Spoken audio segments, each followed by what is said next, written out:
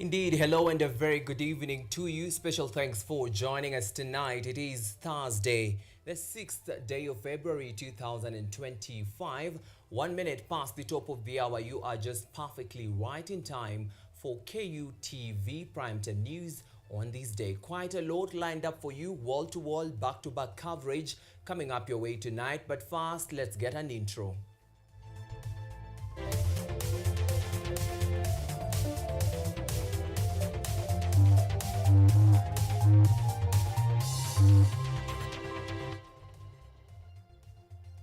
This is KUTV Primetime News with Theo Macharia. Alright, that's in order. Remember, we'd love to hear your comments, your feedback, or your suggestions where this broadcast is coming to you live on our social media platforms, YouTube at KTV News Kenya, or even across X at KTV_Kenya, or even interact with me on my personal social media handles at Theo_Macharia. And on the sign language interpretation desk tonight is Jennifer Obuya. And together, let's bring you up pace and candid with the latest making headlines in the world of news.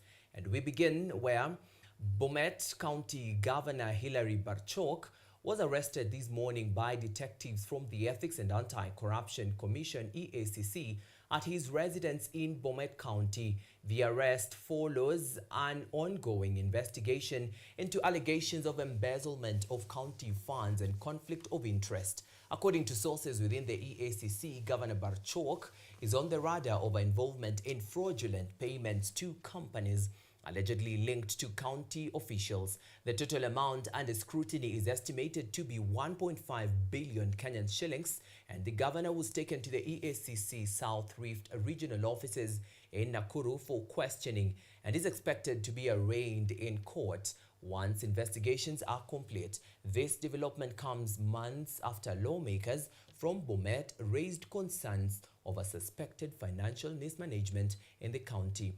In November 2024, a section of leaders called for the EACC to probe Governor Barchok and other county officials over alleged misappropriation of public funds.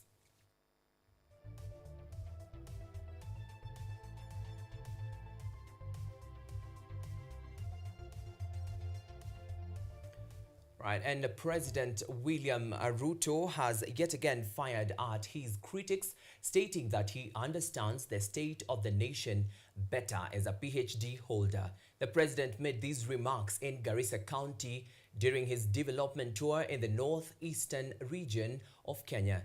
Amidst the controversy, the head of state initiated a livestock vaccination and restocking program. Additionally, President Ruto launched various development projects, including the establishment of an immigration office and handed over land titles to local residents. Take a look. After abolishing the identification card vetting process for northeastern residents on his Wednesday visit to Wajir County, President William Ruto expanded these efforts in Garissa, where he launched the Garissa Immigration Office to simplify international travel for the residents of northeastern part of Kenya. Kwa kufungua ile bamba ambayo imejaa maelezo. While launching the event, Ruto said that Garissa residents will no longer find trouble while making international travel, especially those undertaking religious pilgrims to Mecca. Ile passport office ilikuwa hapa ambayo ilikuwa imefungwa. Na ilikuwa imefungwa kwa vizuizi ndogo ndogo. Mimi naenda kufungua hiyo passport office leo. Hakuna haja tena ya kwenda kutafuta passport Nairobi. Sasa mtakuwa na mnapata passport yenu hapa Garissa. Wale mnataka kwenda haji ama hiji. Si namna hiyo? Wale mnataka kwenda haji, sasa mnaenda haji kwenda kuhiji. Ama hiyo. President Ruto also launched a livestock vaccination and a livestock restocking program, highlighting that his government is focused on improving the quality of livestock products, ensuring that livestock farmers can sell their products in the international markets. Sasa wewe mtu ya Garissa nataka nikuulize. Wewe unaenda kumsikiza mtu ya kupanda ndengu. Ati anakuambia usichanje ng'ombe yako. Yeye hana ng'ombe. Wewe utafuata hiyo maneno ya mtu ya na wewe umekuwa ukichanja ng'ombe yako miaka hii yote. Alafu mtu akuja hapo na Kiingereza na Kiswahili kingine akwambia ati usichanje ng'ombe yako. ati kuna mtu mwingine sijui anaitwa Bill Gates sijui nani. Bill Gates ako wapi hapa Garissa? Kuna Bill Gates hapa Garissa? Ruto and his allies did not fail to criticize the government critics during his Garissa development tour, with the president confidently pointing out that with his PhD degree, he understands the country's affairs much better than his critics. Wakora wengine wako nasema ati wanataka kutupagua. Mimi nimewaambia mambo ya ukabila, mambo ya chuki, mambo ya kugawanya wa Kenya haitafaulu katika Kenya hii. It is my responsibility and I intend to execute that responsibility to unite all the people of Kenya, because God did not make a mistake to keep us, all of us in Kenya. Mtu amepewa deputy president akashinda kushika kazi yake. Sio mtu si mimi nimepewa waziri na rais. Sasa mimi nikishinda kushika hiyo kazi yangu ya uwaziri na bunge inifukuze, si mimi ndio nimeaibisha Garissa? In his development tour, President Ruto reiterated his commitment to his 3 national goals of promoting social equity, expanding electricity access across the country, and improving infrastructure. The president also launched affordable houses, a mother and child unit at Garissa Level 5 Hospital, and the building of a terminal at the Garissa Airstrip. The president also announced the allocation of 500 million shillings to construct the Garissa market and handed over land title deeds to the residents. Additionally, the president awarded Garissa High School 10 million shillings while launching the modern kitchen at the institution. Blue Smile Hassan, KUTV. All right, many thanks, Blue Smile Hassan, for that comprehensive report. Let's now proceed where chaos erupted as emotions ran high at the Nakuru Law Courts on Thursday after the court declined to issue further orders in the case involving the alleged disappearance of Brian Odhiambo at the hands of Kenya Wildlife Service officers. In his ruling, Justice Julius Nangea ruled that there was no evidence that Brian Odhiambo was in the custody of KWS officers. The ruling left his mother, Elizabeth Auma, distraught as she broke down in court and fell to her knees. According to Nangea, corroborated evidence of 6 witnesses who allegedly saw KWS officers abduct Odhiambo was not enough to counter that of KWS David Oyugi, that is the Assistant Director of Lake Nakuru National Park, despite him admitting that his officers arrested a man they did not know but they suspect later escaped. However, lawyer Abuya Mugendi has stated that they will appeal the court's decision to ensure justice is served to Brian Odhiambo, who has been missing since January 18th.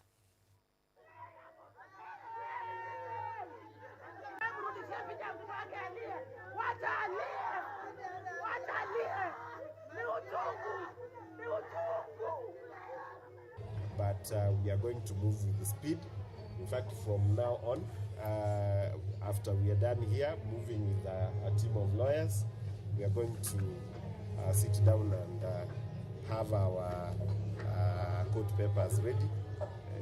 Tomorrow or the day after, everything should be ready for filing, because nothing is as urgent as life of Brian now.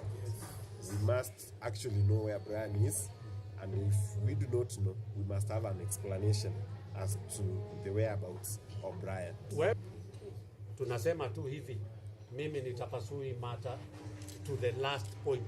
Hata kama tutamalizia kwa Supreme Court, I will go to that extent. This is an extremely bad precedence. That's why we have insisted to the council to make sure that they appeal this decision. Because what it does is encourage impunity in the security agencies of this country. It is basically telling them, you do what you want to do, arrest, and whatever you want to do, just do it. And when you are brought to court, you can simply say, the suspect ran away. And the court will side with you. And they will say, yes, there is no evidence that you have him. So we are extremely disappointed.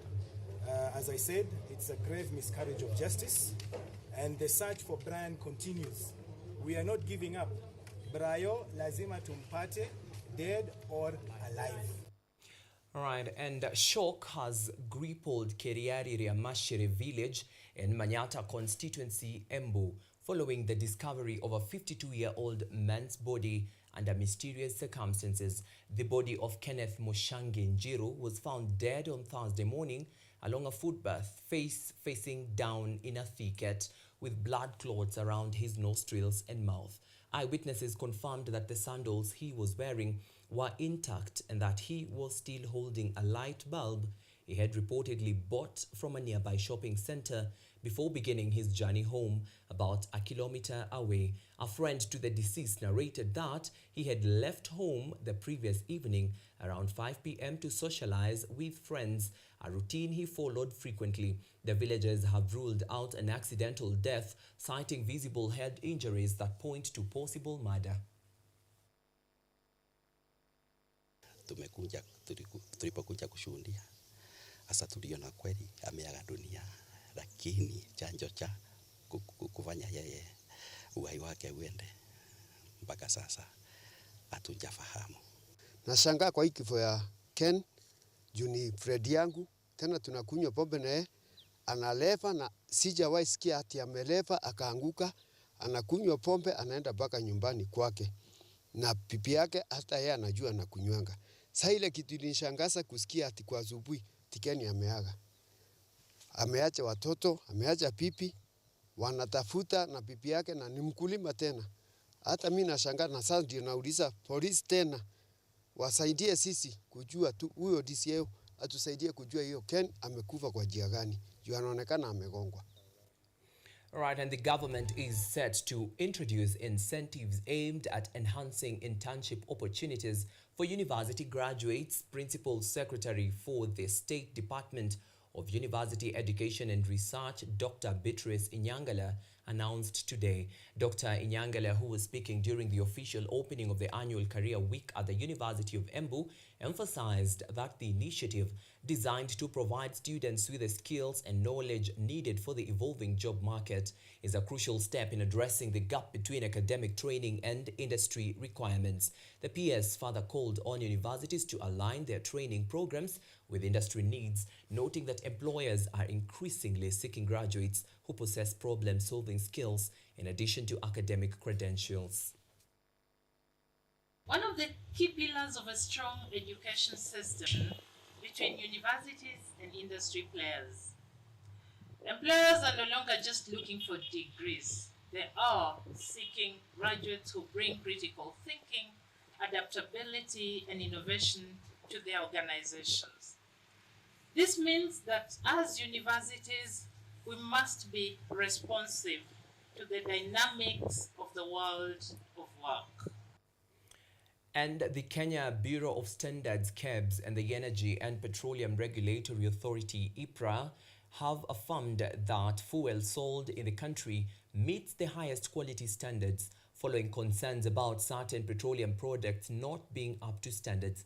In a joint statement today, the regulators assured the public that all imported fuel undergoes rigorous testing and certification before reaching the market. This announcement comes after certain petroleum selling companies faced scrutiny after a viral video questioned the quality of their products.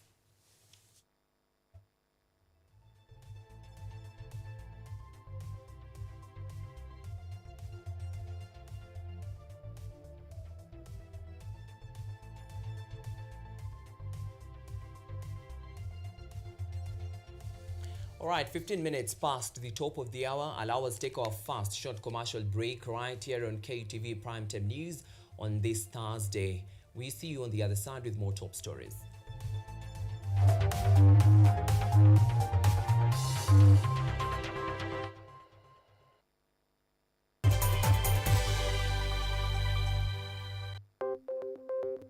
Maelfu na maelfu ya wahamiaji wakiwa na watoto kutoka nchi za Amerika ya Kati wanaendelea kuwasili kwenye mpaka kati ya Marekani na Mexico. But folks, I'm going. Thank you very, very much. I appreciate it. Thank you. Ni habari kutoka pembe zote duniani. Pepo pasi vuguvugu. Pepo pa ni idea. Sazidi ananyonya, hanyonyi vizuri, anakuwa hayuko comfortable. Jeshi la Jamhuri ya Kidemokrasia ya Kongo linapambana na waasi wa ADF.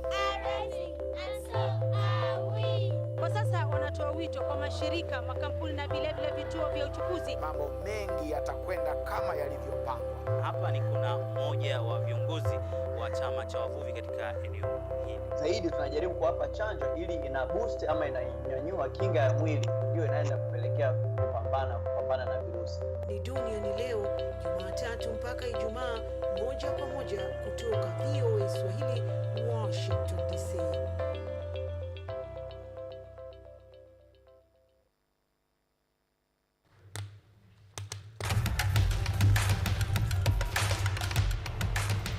Access to knowledge, solution to unanswered questions.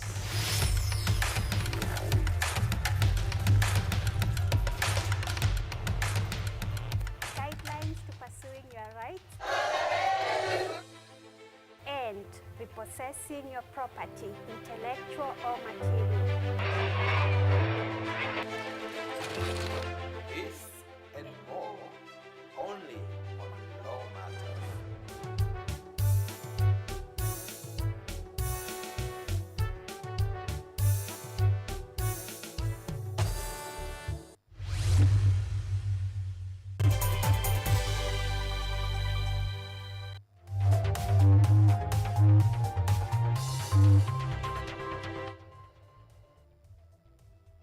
You are watching KUTV Primetime News with Theo Macharia. All right, welcome back to the broadcast, and remember, keep the conversation going across our social media platforms: YouTube at KTV News Kenya, X at KTV_Kenya, or even across Theo_Macharia across all social media platforms. We proceed with some international news, where the White House on Wednesday said President Donald Trump has not committed to using United States troops for his plan to redevelop Gaza into the Riviera of the Middle East, and that the relocation of Palestinians will only be temporary.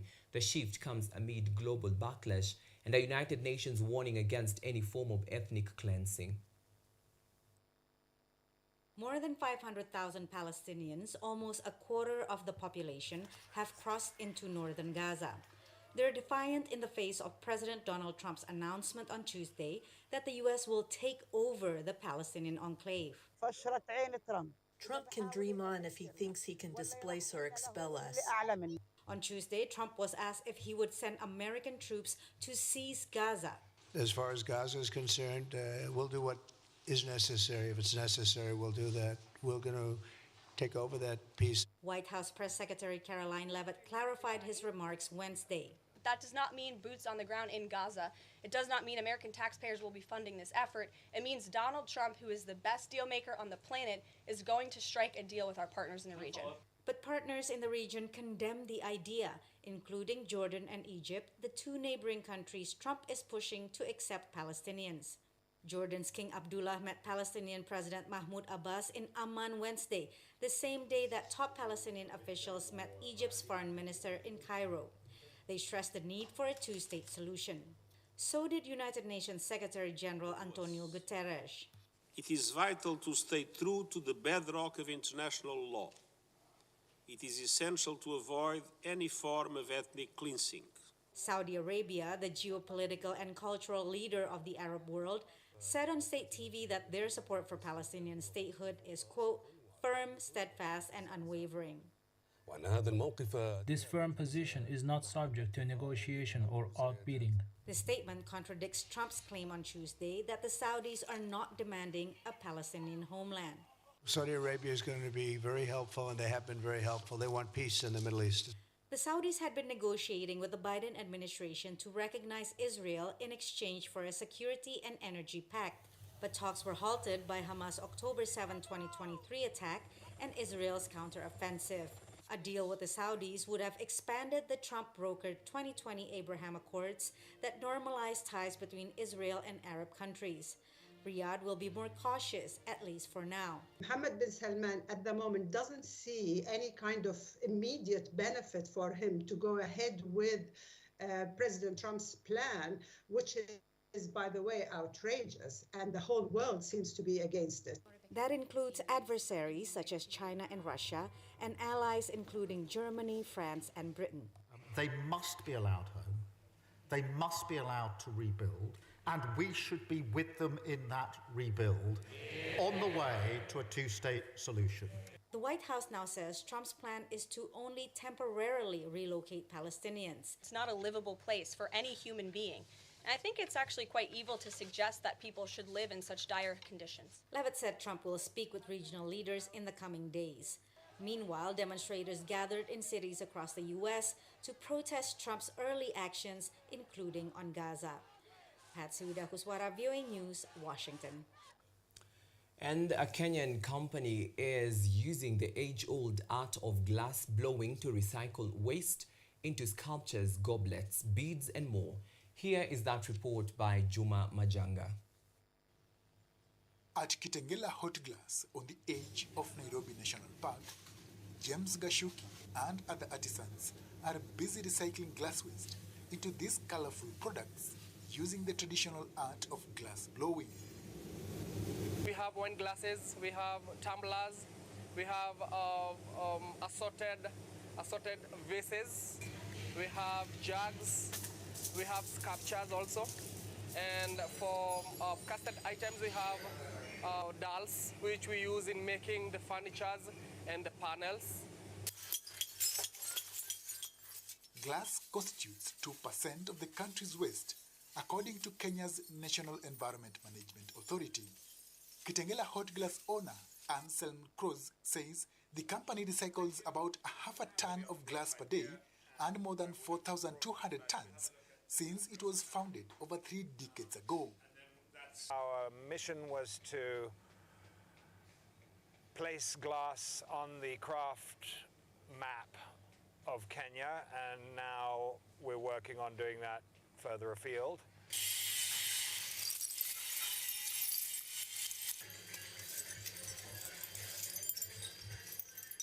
The process begins with a collection of scrap glass, which is then sorted by color, cleaned, and left to dry.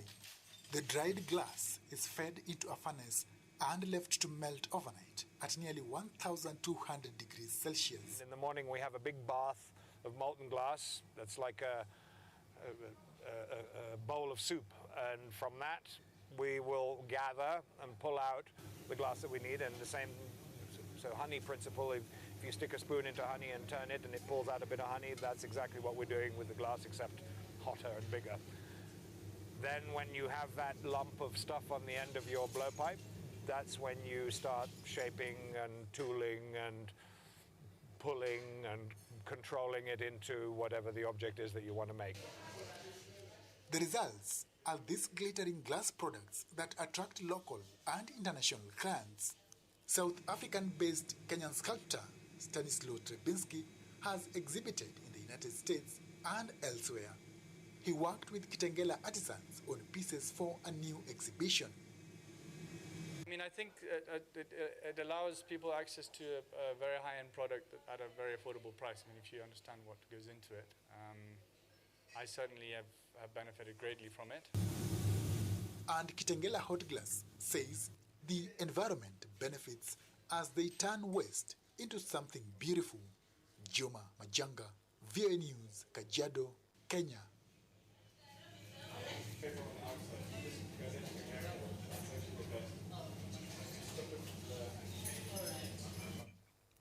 Indeed, such a beautiful report there from Juma Majanga, turning waste into something beautiful. And that story of turning waste into something beautiful brings us to our second short commercial break right here on KUTV News at 9. See you on the other side with some sports stories. Keep it KUTV.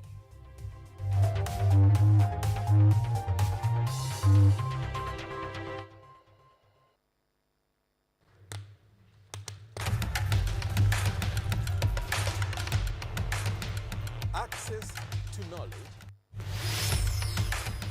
solution to unanswered questions.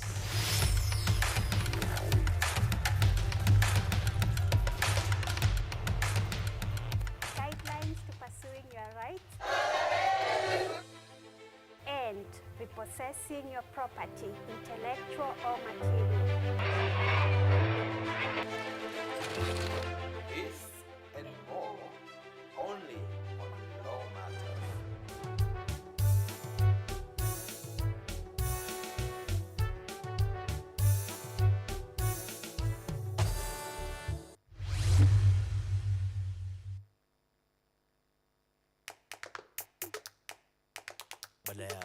kutafuta kazi, tunaweza kuanzisha miradi yetu ambayo ingetusaidia kubadilisha maisha ya wazazi wetu. Kwa vijana wenzangu, wengi hawana kazi, lakini ikiwa sisi wenyewe tutajiamini, tunaweza kujiajiri wenyewe. Afrika kwa kweli tuna mahitaji ambayo ukiyasuluhisha unaweza kuathiri watu kwenye bara hili. Bila woga,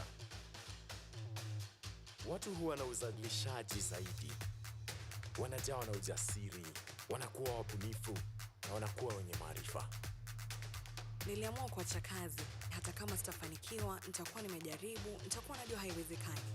Hakuna kitu cha ajabu hapa. Kila anayepata ufanisi hufanya kazi usiku na mchana. Kitu kitakusukuma na kuwezesha kupata maarifa ambayo hukuwa nayo. Tunajaribu kutengeneza kitu kitakachopita mipaka ya nchi hii. Ikiwa unataka kubadilisha ulimwengu, anza na nyumbani.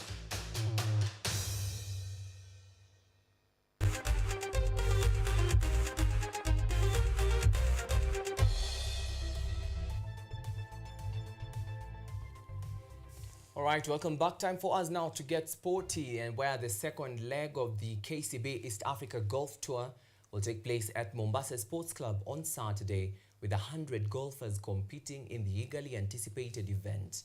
Morning tee-off start at 6:30 a.m. and the afternoon session begins at 12:30 p.m. Top amateur golfers from Mombasa and nearby areas will participate. Mombasa Sports Club Vice Captain George Macharia expressed excitement for the tournament and hopes to replicate last year's success. The top two teams will qualify for the grand finale in December 2025, where they will compete for a 1 million shillings cash prize, which will go to a sustainability project at their club. Additionally, the winning team will earn a chance to play in a prestigious golf tournament.